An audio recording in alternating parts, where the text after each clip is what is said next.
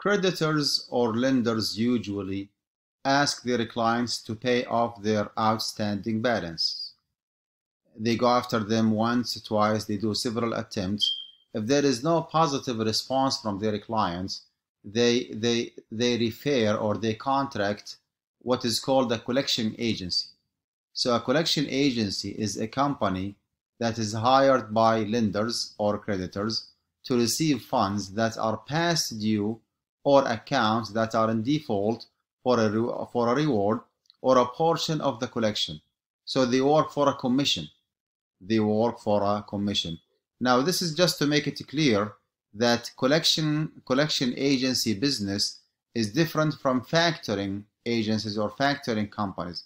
Factoring companies, they buy the debt for less, right? While collecting agency does not buy the debt, they just act on your behalf in going after your clients who did not pay their outstanding balance, and they work for a commission. Whatever they collect, they take, let's say 5, 10, 20 more or less %. So that the business actually is completely different. What is the status of or the ruling of debt collection? As you see here, this service is permissible as long as the agency is hired by the lender under a clear understanding. You go ahead, you contact my clients who are in default. Whatever you collect, you will be getting 20%. So there is no third party involved here. There is no third party involved here to buy those outstanding balances or debts. It's just between the company itself and the collection agency. It could be justified as عقد جعالة, we call it.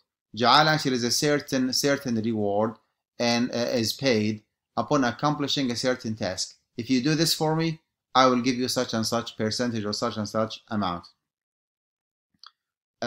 Something else that we need to be aware of, as I said here, on the contrary, discounting a balance by the creditor to collect it from the borrower is allowed, which means that if the original creditor offered the debtor or the borrower a certain offer, okay, your outstanding balance is $5,000. Okay, if you pay me now $4,000 cash, I'm willing to waive the extra $1,000. How about that?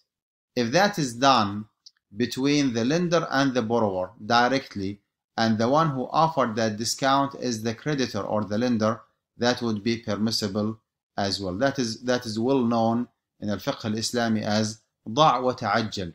It's a special offer from the creditor to collect as much as he can from the debtor who is not willing to pay or he is in default or insolvent by offering him a discount.